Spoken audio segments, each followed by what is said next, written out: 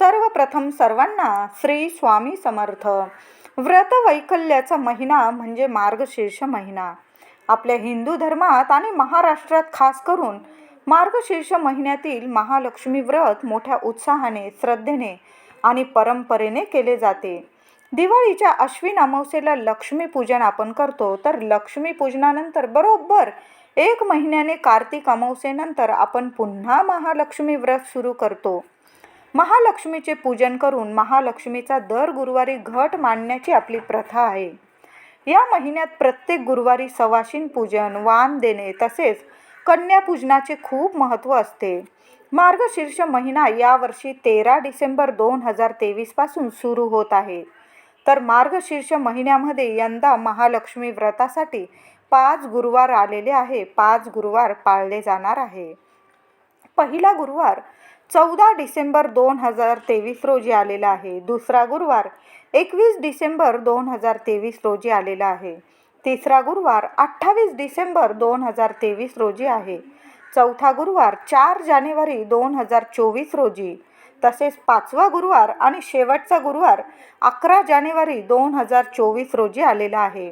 कुटुंबात सुख शांती नांदावी, दुःख रोगांचा नाश व्हावा आणि धनधान्याची संपन्नता लाभावी आपल्या घरात, कुटुंबात, यासाठी अनेक स्त्रिया मार्गशीर्ष महिन्यातील गुरुवारी श्री महालक्ष्मीचे व्रत मोठ्या भक्तिभावाने, श्रद्धेने पूजन करतात. यावर्षी महालक्ष्मीचे 5 गुरुवार आल्याने बऱ्याच स्त्रियांना प्रश्न पडला असेल, 4 गुरुवार करावे की 5 गुरुवार. 5व्या गुरुवारी अमावस्या आल्याने 5व्या गुरुवारी मार्गशीर्ष महालक्ष्मी व्रताची सांगता म्हणजेच उद्यापन करावे का? तर 5वा गुरुवार अमावस्यायुक्त म्हणजे अमावस्या आलेली आहे त्या गुरुवारी शास्त्रानुसार असे सांगितले जाते, अमावस्यायुक्त मार्गशीर्ष 5वा गुरुवार असेल तरी पण व्रत उद्यापन करण्यासाठी योग्य आणि शुभ मानला जातो. तुमच्या मनात जर काही शंका असेल तर अमावस्येत त्या तिथीत उद्यापन करायचे नसेल तुम्हाला, तर 11 जानेवारी म्हणजे 5व्या शेवटच्या गुरुवारी संध्याकाळी 5 वाजेनंतर तुम्ही महालक्ष्मी व्रताचे उद्यापन करू शकतात. 10 तारखेला 10 जानेवारी 2024ला दर्श अमावस्येला सुरुवात रात्री 8:11 होईल, तर अमावस्या संपणार आहे 11 जानेवारी संध्याकाळी 5:27. अमावस्या तिथी ही महालक्ष्मी पूजन करण्याचीच मानली जाते. अश्विन अमावस्येला आपण संपूर्ण भारतभर लक्ष्मीपूजन मोठ्या उत्साहाने, आनंदाने करत असतो. मग मार्गशीर्ष अमावस्येला सकाळी पूजनानंतर उद्यापन अमावस्या तिथीत करणे अतिशय शुभच मानले जाते. मनात काही संकोच न करता मोठ्या उत्साहाने, भक्तिभावाने मार्गशीर्ष महिन्यातील गुरुवारचे 5व्या गुरुवारी उद्यापन 11 जानेवारी 2024 या शेवटच्या गुरुवारीच करा. आता तुम्हाला जर तुमची पिरियडची, पाळीची तारीख येणार 5व्या गुरुवारी असं मनात भीती असेल, तर मग उद्यापन राहून जाईल अशी भीती असेल, अशा महिलांनी, अशा स्त्रियांनीच महालक्ष्मी व्रताचे उद्यापन 4 जानेवारी 2024 म्हणजे 4थ्या गुरुवारी केले तरी चालेल. पण बाहेर जायचे, गावाला जायचे, फिरायला जायचं आहे, आम्हाला हे काम आहे, 5व्या गुरुवारी ते काम आहे, अमावस्या आहे, असं जर तुम्हाला करायचं असेल आणि तुम्ही 4थ्या गुरुवारीच उद्यापन उरकून घ्यावे असं ह्या हेतूने उद्यापन करू नये. मी म्हणेल मग व्रतच करू नये. व्रताचे फळ तुम्हाला मिळणार नाही. उरकणे म्हणजे तुम्हाला महालक्ष्मीची व्रत तुम्हाला मनापासून करायचेच नाही, याचा अर्थ हाच होतो. म्हणून तुम्हाला महालक्ष्मीचे 5ही गुरुवार मोठ्या भक्तिभावाने, श्रद्धेने आणि मनापासूनच करायचे आहे. म्हणून 5व्या गुरुवारी नित्य नियमाने व्रत, पूजा, उपवास करावा आणि उद्यापन करून व्रताची सांगता म्हणजेच उद्यापन करावे. मनात असा विचार करा की यावर्षी मार्गशीर्ष महिन्यात 1 गुरुवार अधिक मिळाल्याने भक्तिपूर्वक माता लक्ष्मीची अजून सेवा आपल्या हातून घडणार आहे. पहिल्यांदाच जर मार्गशीर्ष गुरुवार करत असाल किंवा नेहमीच दरवर्षी करत असाल, नियम पाळून व्रत गुरुवार करावे. हे व्रत समाधान, शांती, ऐश्वर्य, पैसा मिळावं म्हणून आणि श्री महालक्ष्मीची, माता लक्ष्मीची आपल्यावर सदैव अखंड कृपा राहावी म्हणून करायचं असतं. व्रत करणाऱ्यांनी सकाळी लवकर उठून स्नान करावं. महिलांनी या दिवशी आठवणीने केस धुवावे, डोक्यावरून आंघोळ करावी. शरीराने मनाने निर्मळ पवित्र होऊन पूजाविधी करावा. या महिन्यात देवी लक्ष्मी पृथ्वीवर अवतरते अशी धार्मिक श्रद्धा आहे. असे म्हटले जाते, मार्गशीर्ष गुरुवारी देवी लक्ष्मी त्या घरात जाते जिथे स्वच्छता, पवित्रता, कुटुंबात आनंद, श्रद्धेने ज्या घरात माता लक्ष्मीचे पूजन केले जाते तिथे माता लक्ष्मी अवश्य जाते आणि अखंड वास करते. म्हणून या दिवशी महिलांनी आपले घर स्वच्छ ठेवा, पवित्र ठेवा. घरात गोमूत्र, गंगाजल, गुलाबजल मिक्स करून, तिन्ही पाणी मिक्स करून थोडीशी हळद जरी टाकली त्या पाण्यात, ते पाणी संपूर्ण घरात दारात शिंपडून द्या. यामुळे माता लक्ष्मी आनंदाने तुमच्या घरात वास करेल. दर गुरुवारी घराचा उंबरठा हळदीने अवश्य लेपन करा. माता लक्ष्मीच्या स्वागतासाठी सजवून ठेवा. तुम्ही दररोज मुख्य दाराशी तेलाचा दिवा लावत असाल तर मार्गशीर्ष प्रत्येक गुरुवारी 5ही गुरुवारी गाईच्या तुपाचा दिवा मुख्य दाराशी लावा. संध्याकाळी लावा. एक वेळा लावला तरीही चालेल, संध्याकाळी लावा. देवी लक्ष्मी अतिशय प्रसन्न होऊन तुमच्या घरात प्रवेश करते. दाराशी रांगोळी काढा. हळदी कुंकू वाहून उंबरठ्याची, रांगोळीची पूजा करा. माता लक्ष्मीला आपल्या घरात येण्यासाठी, अखंड वास करण्यासाठी मनापासून प्रार्थना करावी. ज्या ठिकाणी पूजा मांडणी करायची आहे तेथे जागा स्वच्छ करून घ्या. गोमूत्राने पुसून घ्या. नंतर पाटाच्या भोवती रांगोळी काढून घ्या. त्यावर चौरंग किंवा पाट मांडावा. त्यावर लाल कपडा अंथरून त्यावर तांदूळाची किंवा गव्हाची रास घालावी. त्यावर भरलेला तांब्याचा कलश ठेवावा. कलशाला बाहेरील बाजूने अष्टदिशांनी हळदी कुंकुमाची बोटं लावून घ्यावी किंवा स्वस्तिक काढले तरी चालेल. त्यात दुर्वा, पैसा, सुपारी, हळदी, कुंकू, अक्षता टाकून मग वरती 5 प्रकारची पत्री ठेवून नारळ कलशावर ठेवावे. असा छानसा कलश स्थापन करून घ्यावा. कलशाला, नारळाला दागिन्यांनी तुम्हाला सजवायचं असेल, छान सजवून घ्या. देवी लक्ष्मीचा फोटो, श्रीयंत्र पाटावर ठेवून घ्या. स्थापन करून घ्या. प्रथम श्री गणेशाची डाव्या बाजूला स्थापना करावी. गूळ, खोबरं, दूध, साखर, फळ, 5 प्रकारची फळं नैवेद्यात ठेवावी. पूजेला सुरुवात करताना प्रथम गणेशाचे पूजन करून नंतर श्री हरी विष्णू भगवान विष्णूंचे आचमन करावे. आचमन केल्याशिवाय आपली कुठलीच महालक्ष्मीची पूजा पूर्णत्वात येत नाही. पण गुरुवारी पहिल्यांदा आचमन करावे आणि मगच महालक्ष्मीचे पूजन करावे. मगच हळदी कुंकू माता लक्ष्मीला अर्पण करावे. आचमन करताना ओम केशवाय नमः, ओम नारायणाय नमः, ओम माधवाय नमः असे म्हणून आचमन करावे. ओम गोविंदाय नमः म्हणून हातावर पळीने पाणी सोडावे आणि मग माता लक्ष्मीचे पूजन करावे. तरच आपले व्रत पूर्ण होते. तरच माता लक्ष्मी आपल्या व्रताचे आपल्याला फळ देते. म्हणून प्रथम देवाचे, श्रीहरी विष्णूंचे आचमन करा. आपल्या महालक्ष्मीच्या गुरुवारच्या पोथीमध्ये आचमन कसे करावे हे दिलेलं आहे. सविस्तर माहिती दिलेली आहे. तरी पण मी तुम्हाला थोडक्यात सांगितलेले आहे. तरच आपले व्रत पूर्णत्वात येते. माता लक्ष्मी तुम्हाला तुमच्या व्रताचे संपूर्ण फळ देते. ज्या घरात श्री हरी विष्णूंचे आचमन सेवा केली जाते तिथेच माता लक्ष्मी आनंदाने अखंड वास करते, आनंदाने नांदते.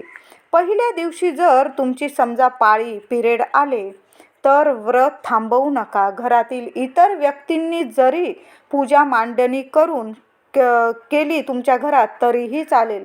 अगदी घरातले नसेल, तुम्ही शेजारच्या एखाद्या स्त्रीकडून, महिलांकडून जरी पूजा मांडणी करून घेतली तरीही चालेल. आणि त्यांच्याकडून कथा वाचून घ्या आणि तुम्ही शांत लांब बसून जरी कथा ऐकून घेतली तरीही चालेल. माता लक्ष्मीचे स्मरण करा. दिवस रात्र अखंड नामस्मरण करा माता लक्ष्मीचे. तो गुरुवार तुमचा पूर्णत्वातच जाईल. तुमचा गुरुवार अखंड मानला जाणार म्हणजे खंड पडणार नाही. तुमच्या गुरुवारमध्ये अखंड तुमचे 5ही गुरुवार झाले असे समजावे. आता तुम्ही प्रेग्नेंट असाल तर शेवटचे महिने तुम्हाला सुरू असेल तर घरात कुणी पूजा केली असेल तर तुम्ही नमस्कार करून घ्या, कहाणी ऐकून घ्या. उपवास नाही केला तरी चालेल. देवी मातेला, माता लक्ष्मीला प्रार्थना करून घ्या. हे माता देवी लक्ष्मी, ह्या वर्षी माझा नमस्कार माझे व्रत समजून घे. माझा नमस्कारच माझे व्रत आहे असे समजून घे. पुढल्या वर्षी मी मनोभावाने तुझे व्रत साध्या भोळ्या रीतीने पूर्ण करेल. तुझ्या व्रतात खंड पडू देणार नाही. तुमचेही व्रत पूर्णत्वात जाईल, खंड पडणार नाही. मार्गशीर्ष महिन्यात गुरुवारी ही चूक अजिबात करू नका. व्रताचे फळ मिळणार नाही. कुठलीही स्त्री असो, लहान असो, मोठी असो, कन्या असो, गरीब असो, श्रीमंत असो, त्यांच्यासाठी अपशब्द आपल्या मुखातून काढू नका. त्यांचा अपमान करू नका. कुणाची या दिवशी तिळी एवढी सुद्धा अगदी बारीकशी सुद्धा निंदा नालस्ती करू नका.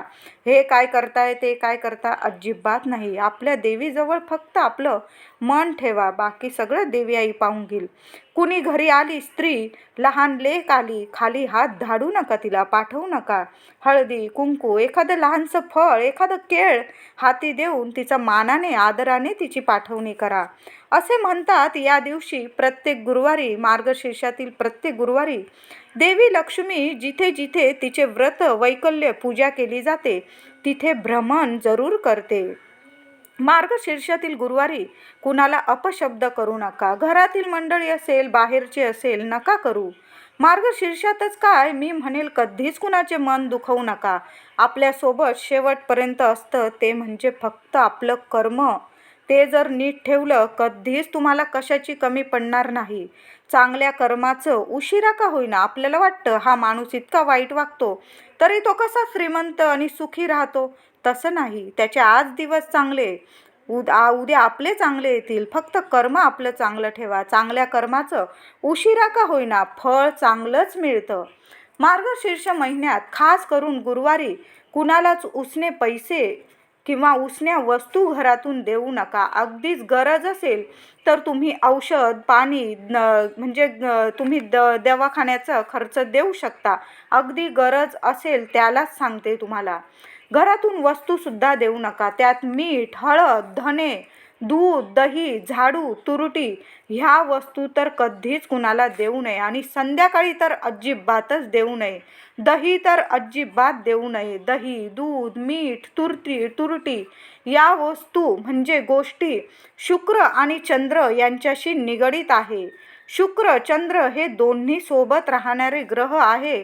या ग्रहांमुळेच आयुष्यात आपल्या सुख, समृद्धी, श्रीमंती, लक्ष्मी, शांती मिळते आपल्याला. म्हणून संध्याकाळी स्त्रियांनी आपल्या घरात हे नियम अवश्य पाळावेच आणि मार्गशीर्ष महिन्यात तर हे नियम पाळावेच. रात्री मिठाला मीठ कधी म्हणू नये. कोणाच्या हातात मीठ कधी देऊ नये. असे म्हणावे महालक्ष्मी गोड असे म्हणावे मिठाला. मीठ कधी असं म्हणू नये.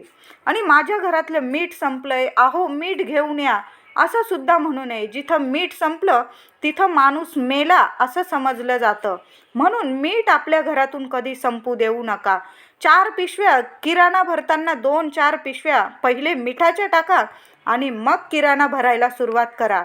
बघा घरात अखंड लक्ष्मी वास करेल. कधी कशाची तुम्हाला कमी पडणार नाही. मीठ आपल्या घरात कधीच संपू देऊ नका. महालक्ष्मीचे गुरुवार व्रत करताना निर्मळ मनाने करावे. व्रतस्थ राहावे. दिवस रात्र व्रतस्थ राहा. जे कोणी मार्गशीर्षातील महालक्ष्मीचे गुरुवारचे व्रत करेल त्यांना महालक्ष्मी प्रसन्न होऊन त्यांच्यावर तिची कृपा होईल. मात्र श्रीमंती आल्यावरही उतू नये, मातू नये. नित्य नियमाने महालक्ष्मी व्रत करावं. एकदा का तुम्ही हे व्रत पकडलं मग आयुष्यभर वसा कायम ठेवावा. कधीच हे व्रत मोडू नये. साध्या सुध्या पद्धतीने का होईना देवी आईचा घट मांडून तिला हळदी कुंकू वाहून तिची आपण दिवस रात्र मनोभावे सेवा. दर गुरुवारी जेवढे गुरुवार आलेले असतील मार्गशीर्ष महिन्यात तेवढे आपण मरोस्तोवर हे व्रत करायचंच असतं. एकदा का धरलं व्रत सोडायचं नाही. स्त्रियांनी हा नियम अवश्य पाळा. देवी सदैव तुमच्या पाठीशी उभी राहील. तुमच्या आयुष्यात तुम्हाला कधीही कमी पडू देणार नाही. तुमच्या सर्व मनोकामना पूर्ण करेल. कुटुंबात लक्ष्मीची, धनधान्याची कायम भरभराट राहते. म्हणून स्त्रियांनी श्रद्धेने, मनोभावे हे व्रत करावे. घरात वातावरण शांत, प्रसन्न ठेवावे. महिनाभर मांसाहार टाळावा. घरात मांसाहार करू नका. आणि जर अगदी एखादी व्यक्ती खातच असेल, आजारी असेल, तिला द्यावंच लागेल, तर मग बुधवारी वगैरे दिलं तर गुरुवारी गॅस धुवून टाकावा. गॅस ओटा आणि हळदी कुंकू वाहून गॅसची ओट्याची पूजा करावी. माता अन्नपूर्णा, माता लक्ष्मी सदैव घरात वास करते. मद्यपान टाळावे. घरात अपशब्द, भांडणे, कटकटी होऊ नये म्हणून काळजी घ्यावी. गुरुवारी तर अतिशय ही काळजी घ्यायलाच पाहिजे. घरातील स्त्रियांचा मान ठेवा. प्रत्येक स्त्री ही तिच्या घरची लक्ष्मी असते. घरातल्या लक्ष्मीचा मान ठेवाल तरच तुमच्या घरात माता लक्ष्मी कायम प्रसन्न राहील. घरातल्या लक्ष्मीचा मान ठेवाल तरच तुमच्या घरात माता लक्ष्मी प्रसन्न राहील. तर ही झाली मी साध्या भोळ्या याच्याने तुम्हाला आजची महालक्ष्मी व्रताचे नियम, पूजा कशी करायची, कोणते नियम पाळायचे, अगदी साध्या सोप्या पद्धतीने आज तुम्हाला संपूर्ण माहिती दिलेली आहे. व्हिडिओ आवडला असेल लाईक करा, शेअर करा. आपल्या चॅनलला नक्की कृपया सबस्क्राईब करा. धन्यवाद.